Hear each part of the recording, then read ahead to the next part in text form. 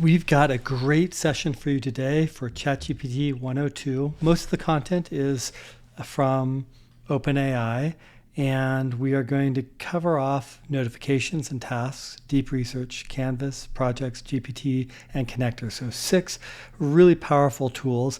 In the first five of them, we will have breakpoints where we'll have you pause the screen and then do whatever you've just learned about. If you've learned about notification and tasks, you'll set up a notification or a task so that you have mastery of this.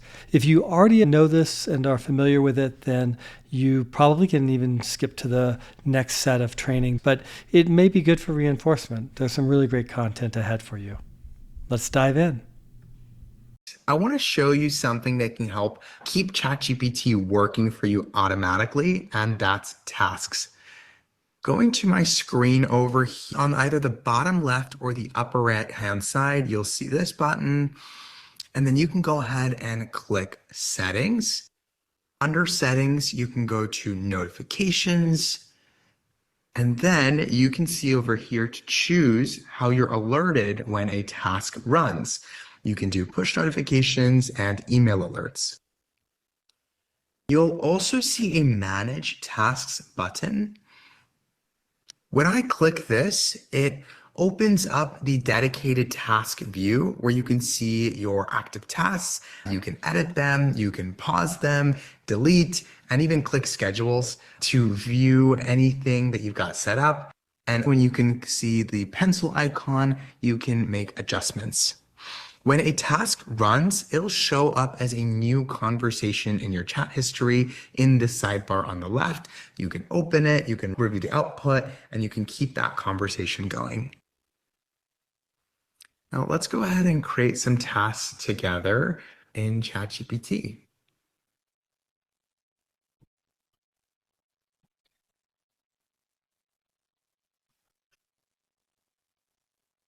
I'll ask ChatGPT, can you give me a briefing on HR news each day at 2 p.m.? Nice. Now let's open a new chat and say, send me a new icebreaker idea for the exec meeting that I lead each Friday at 2 p.m. So there we have it. If you notice, the last query that we put in actually created a task and this one did not. Let's go ahead and try make this a task. And this is an example of how you can further prompt ChatGPT when it might not work perfectly or as you so intended or hoped in the first attempt. I could have also gone ahead and said, what would I prompt you or should I prompt you in order to generate and schedule a task? And there we've got our task over here. Great. Now let's go ahead and create our own notification. And I'll put in something like summarize irrelevant news for my company. You can fill in your company name here. I'll put for Claritas and my industry, period. And we'll put in the front of here, create a notification, colon, summarize. There we go. Now, again, you won't necessarily automatically get a notification. You sometimes have to do some additional prompts to enforce the notification. But you can see here it's saying setting up new summaries. That's exactly what I was hoping it would do. You can see over here the thinking and process. And it's going to run next on a daily basis. Now, Uh, it's going to do it on weekday morning summary, which is great. Sorry to figure that out. If you want to then manage those settings, you click here on the button here and you click settings, notifications, and manage tasks. And you can see I've got a daily summary and now I have a news summary. And these will run. If I want to edit these, you can go ahead and click on that to edit it. So your key exercise here is to press pause, create your own summary. It might be something like my prompt for creating a new summary relevant to your company and your industry. It could be something about your own, favorite sports team or what celebrities that you want to follow or whatever it is. Just go ahead and make sure that you're physically creating one before you start the video again. Okay. Ahead and click on the dots over here. You will notice the opportunity to edit, to pause, and to delete. Click here, you can also go to schedules, and this takes you back to the manage task interface. So to give you some food for thought on how to leverage tasks, you could use it for things like writing executive summaries, to get meeting prep reminders on Thursdays at 4 p.m., for specific competitor analysis every 2 weeks, or a fun one that my teammate uses is to get daily workload suggestions based on the local weather. If you're not sure of different ways to use ChatGPT's tasks, you can ask ChatGPT itself for ideas on useful tasks for your role. Now, let's go ahead and explore one of the most powerful tools within ChatGPT. It's one of our first agentic features. It's called Deep Research. Deep Research is built for tackling complex, multi-step questions. It doesn't just search the web, it plans your research, it pulls from multiple sources, it analyzes massive amounts of text, images, and PDFs, and it pivots as needed in reaction to the information that it encounters in just minutes. This is perfect for where you'd normally spend hours reading or summarizing or cross-referencing, like competitive analysis, industry trends, best practice reviews, or policy deep dives. Also, a tip to keep in mind, the structure of your output can vary depending on your prompt. If you want a specific layout like a table or bullet points or sectioned report, you can note that upfront in your request. Let's go ahead and kick off a deep research run together so you can see it in action. I've already gone ahead and clicked New Chat. I will now click the plus icon here and choose Deep Research. Alternatively, I could do backslash and type Deep Research or Deep or Research, press Enter, and then we've got it enabled. I'll go ahead and use a role agnostic prompt. It's one that I would say is relevant to almost any business. To research the top 5 emerging workplace trends expected to shape business over the next 3 years. For each trend, I'm asking to include a clear one-sentence description, an example of a company embracing it, and any measurable outcomes or early results. I've even asked for a specific format and output with a table, asking for trends, descriptions, examples, and outcomes.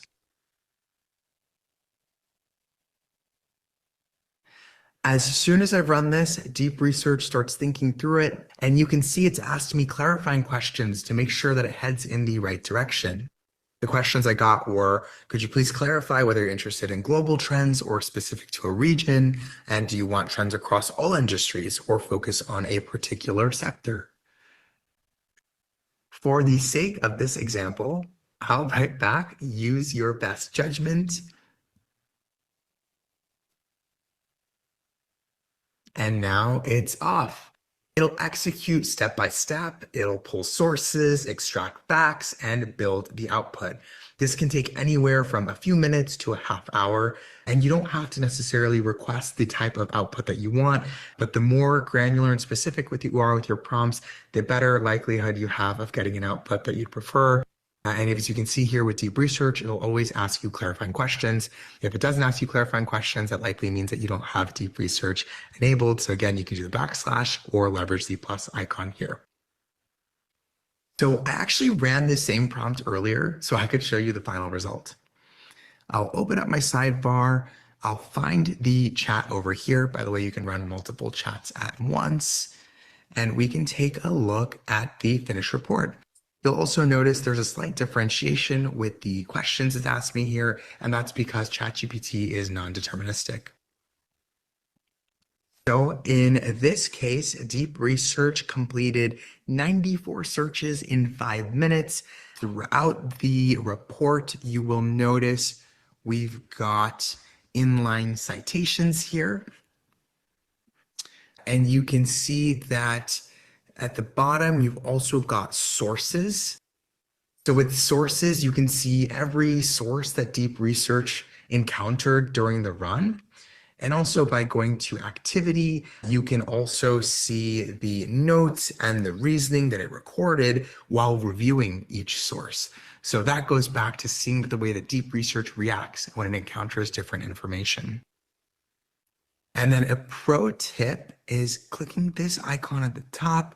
You can go ahead and share the link within your workspace, or you can even download it as a PDF or as a Word doc.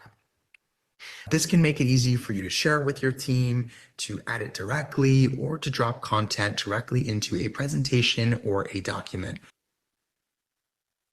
And also, depending on your organization settings, you may also have access to use connectors in deep research as well. And you can see which connectors that you have in your settings and that your organization has enabled for you. I'll go ahead and show that later.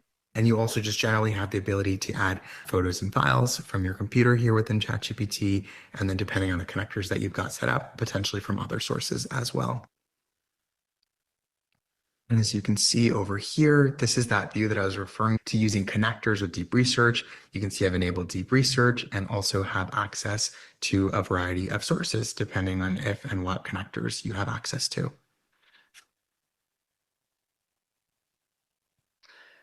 So let's go ahead and switch gears from gathering information to shaping it into something polished and shareable. Okay, this is your second pause point, and we want you to hit pause and do your own deep research. This could be something that's interesting to your business. Some of the examples OpenAI gave are very business relevant, or it can be a personal interest, like maybe a vacation spot you'd like to research or a historical event. Pick your poison. You can do anything that you want. The key thing is to get your hands on using deep research and seeing the way in which it asks you clarifying questions, that you approve it. It will take several minutes to run, so you can go ahead and come back to this video and look at the deep research later on, or you can wait the 5 minutes that usually will take to run your deep research. Now let's shift from research over to writing, and we can explore Canvas. Canvas is a collaborative editing space where you and ChatGPT can co-create content in real time. It's amazing for writing, it's amazing for coding, and for today, I'll focus on writing. You can think about using Canvas for announcements, for reports, for proposals, for recaps, emails, and strategy docs, all with ChatGPT right there as your co-editor. And there's no copying and pasting. There's no need to jump between tabs. You've got a focused workspace where you can draft, or you can edit, and you can refine together. Let me go ahead and show you what that looks like. Let's generate something that we can use now as our starting point. Again, you can open Canvas by clicking the icon here and selecting Canvas, or by typing \canvas directly into the chat. Here's a prompt that we'll use for the demo. Write an internal announcement inviting employees to participate in a quarterly innovation day where teams can pitch and prototype new ideas, include a short and engaging headline, explain the purpose of the event, outline 3 ways employees can participate, and close with a friendly, motivating sign-up messages. This kind of prompt, by the way, is great because it's giving you an example of creating multiple sections of content, which I think is perfect for showing how Canvas can help refine, rewrite, and format things quickly. Once it's opened in Canvas, as you can see here, it's created multiple sections of content. And most importantly, you've got the chat interaction panel on the left, and then you've got the document here on the right. You're now in a dedicated space for editing and collaboration. Let's go ahead and try some inline edits together. Subject, spark your creativity, join our quarterly innovation day. Let's go ahead and actually change that to monthly. I actually want exclamations after all of these. Can edit. I don't want to say quarterly here. I don't really love this idea. Let's pretend I have some spelling errors in here so I can show you an example. I want to also show you that you can actually edit in line within ChatGPT, but also ask ChatGPT to edit for you. You can do this within ChatGPT itself, not just Canvas. I've highlighted something here. I want to ask ChatGPT, give me more ideas and be more creative.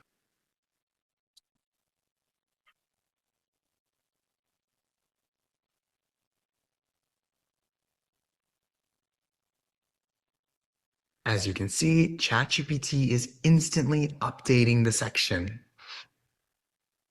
You can use that feature of Ask ChatGPT to rephrase a sentence, explain something in simpler terms, or to brainstorm alternatives.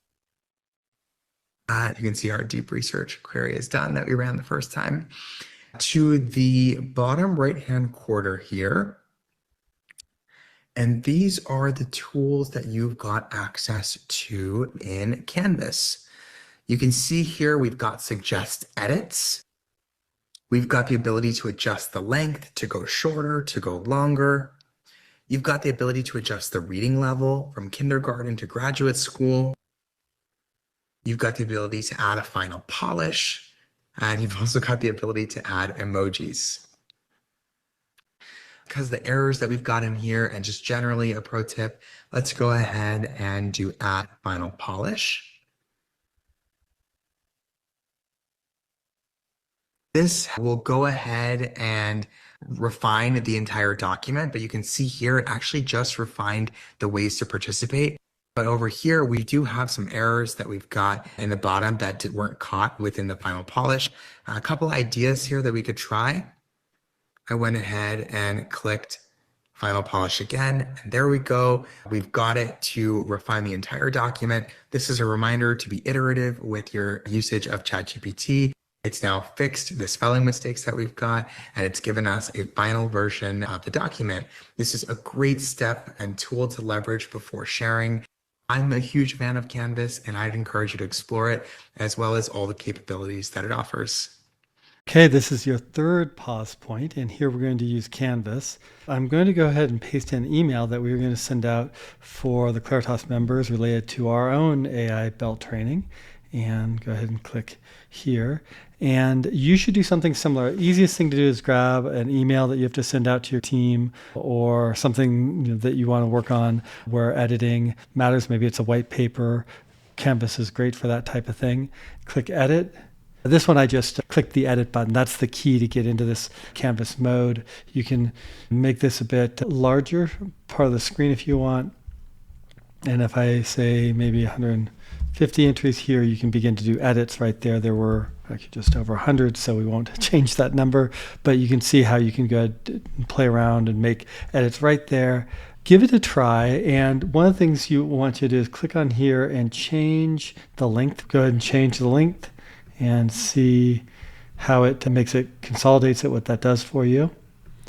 And play around for maybe a couple of minutes there. Try each of the different features. Try shifting it to kindergarten level writing versus graduate degree writing, just so you get a feel for what Canvas can do for you in writing. It truly is a powerhouse tool in the overall kit. And then come on back to the video and we'll hand it back to OpenAI. All right. Now let's talk about projects, which can be found over here. Projects is about keeping your work connected. Projects are like smart folders inside ChatGPT. They go ahead and group related chats, files, and instructions so you don't lose context, even when you're switching between tasks or picking something up a few days later. So every chat in a project will actually share the same background knowledge, so you don't have to re-upload files or restate your goals. This can mean less repetition and ultimately more momentum. Let me show you how to set one up. On the left sidebar, I'll go ahead and have clicked Create New Project. For the project name, I will put in Q3 Marketing Plan. Go ahead and click Create.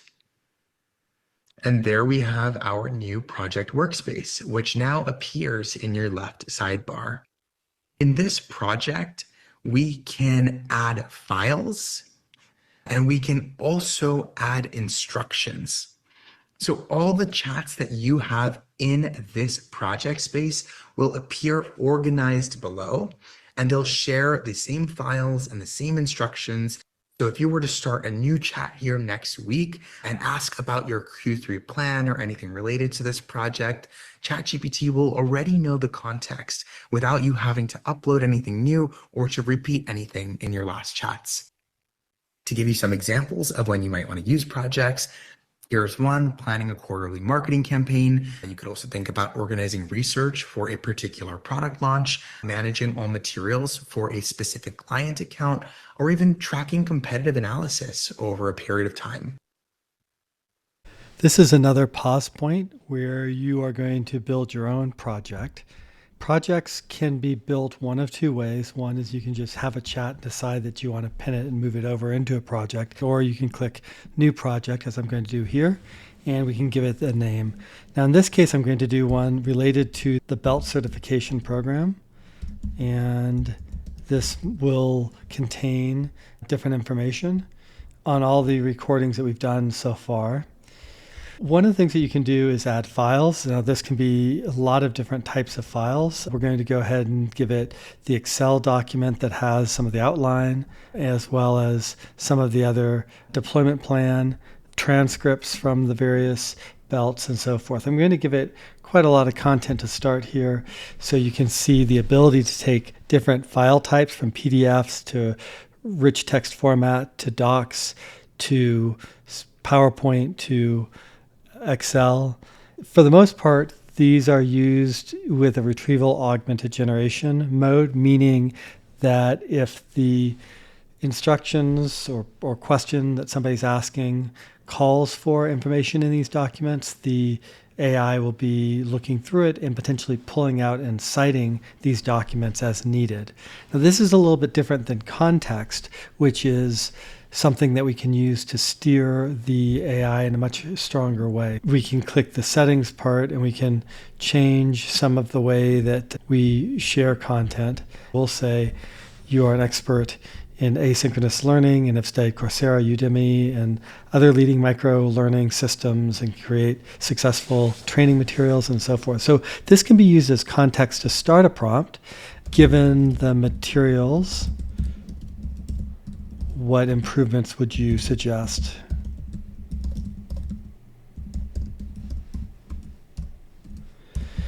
This would be used in context. But the other thing we can do is we could give that whole instruction, if we wanted to, as part of the instructions overall that everybody who uses this project would get. So the instructions are put up in this three dots up here. You can click Add Instructions, and we could give it that same prompt that we were giving before. Now that would be used by everybody who uses the project. You can also make changes to the file structure by clicking on the file part and adding files, or if you need to edit the project, you can change the name, and then with the settings, once you've made this setting of memory, again, this is important, if you pick the default memory, it will access your memories. I typically suggest clicking project only so that you keep the memories of the project and the instructions we just gave separate from your main memory. Okay, now it's your turn to press pause and pick a couple documents. It can be just as easy as one single document. And in the project part, what we want you to be able to do is to click on the button to set some of the instructions that the project would use.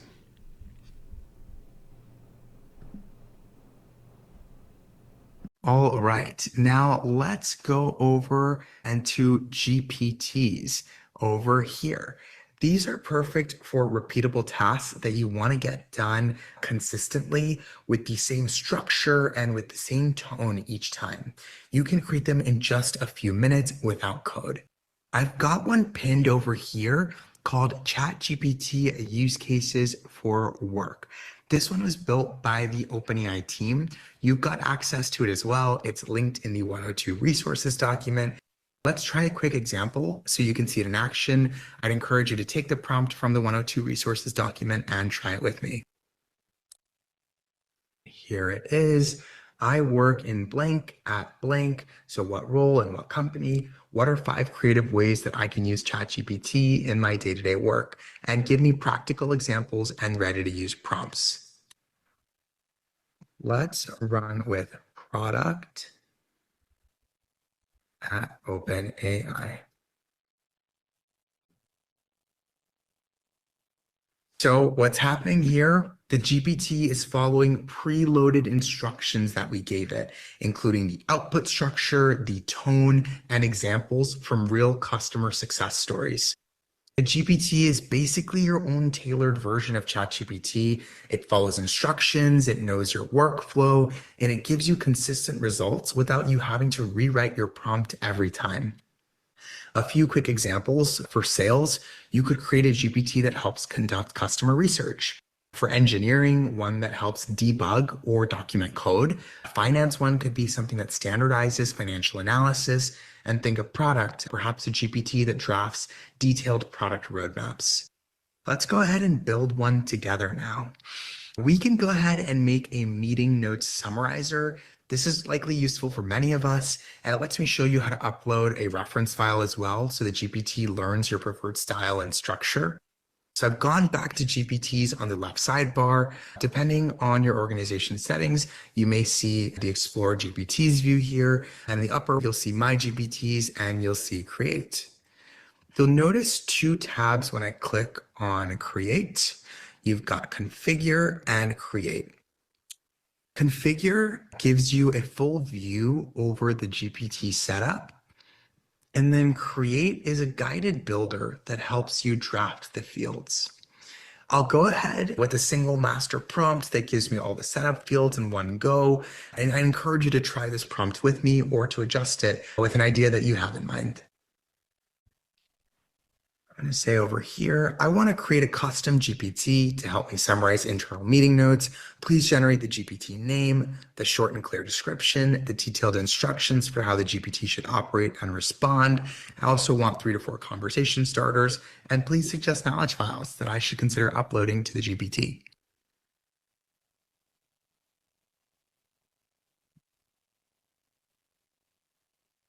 There we have it.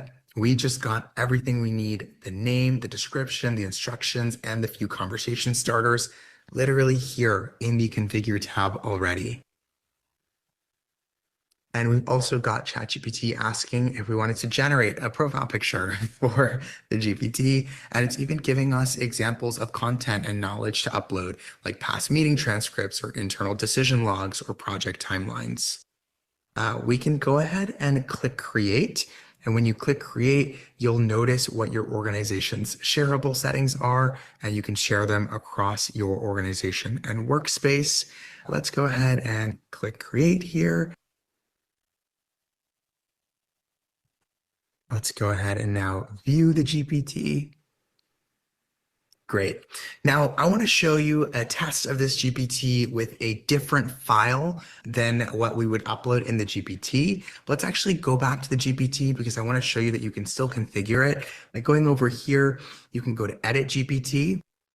And I will go ahead and go back to configure, and I'll actually upload a knowledge file. All right, now I've uploaded a file. You'll see it's called product meeting. You've also got the ability to choose capabilities, web search, canvas, image generation, I'll turn on code interpreter and data analysis. And then you've also got the ability, depending on the way that your workspace is set up, potentially to create a new action. Actions let your GPT call external APIs, and access to actions, again, depends on your workspace's settings. For those with access, cookbook.openai.com has step-by-step guides and templates. So let's go back and update the GPT now that I've put in the knowledge file. Go back to the GPT. By the way, you could click over here and pin your GPT to your sidebar. And I will now paste in another documentation. So notice in the GPT knowledge, I put in product meeting. Now I'm going to put in a different file. This one is marketing meeting. Let me go ahead and put in a prompt here to summarize these notes. So here we've got our structured meeting notes in the exact format that we requested, and we just built a meeting note summarizer. And this is just one example. If you go back, we can go quickly scroll through the output here. If you go back to the GPT that we created, you've noticed that we have instructions that the GPT helped us create. You've also got the ability to edit and customize these instructions as you see fit and as relevant to the output and the task so desired. All right. So with GPTs, you can really make them for all kinds of work. You can think of one for HR that answers your policy questions and drafts employee communications. For product managers, one that generates the first draft of a PRD. For people ops, a GPT that guides new hires through onboarding, or a comms GPT that drafts press releases in your company's voice. You can even make one for project managers to create weekly status updates, or for support to standardize troubleshooting guides. The possibilities here are truly endless. GPTs are your own specialized version of ChatGPT for the work that you repeat most often. You set it up once and it follows your tone from then on, as well as your structure and your process each time. When you think about the tasks that you repeat daily or weekly, think of those as potentially perfect candidates for a GPT.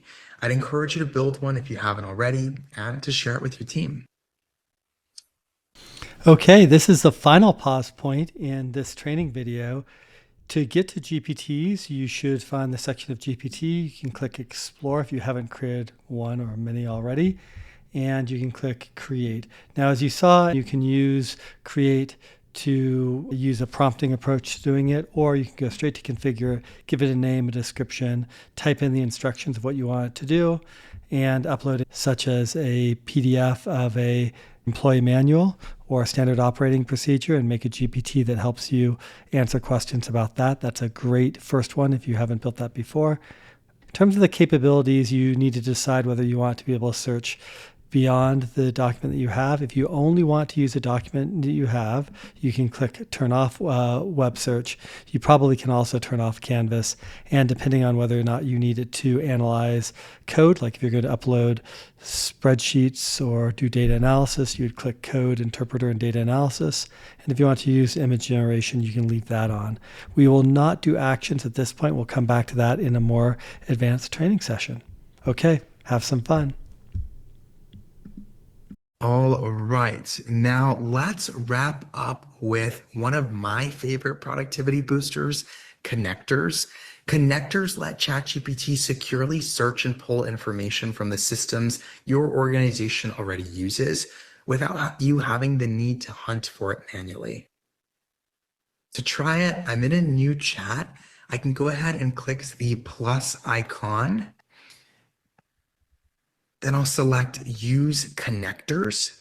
So connectors are part of your organization settings. So if they're enabled for you, you'll know that by having the ability to see connectors. You can also see your sources. And then you can go ahead to your settings over here, and you can go to connectors, and you'll be able to do your setup over here. All right. Now let's go back to ChatGPT. You can go there in the plus button, also do backslash and do connectors. And I will go ahead and paste in this prompt as it's got access to our Google Drive. And this is all mock data. Summarize our incident response playbook in bullet points, please. You can see it's reading Google Drive. You can see it's thinking. So there you have it. ChatGPT finds the document, it reads it, it delivers exactly what I asked for. It does so instantly and securely. So whether you're looking for a buried document, a detailed process, or a past project plan, connectors put your organization's knowledge right at your fingertips.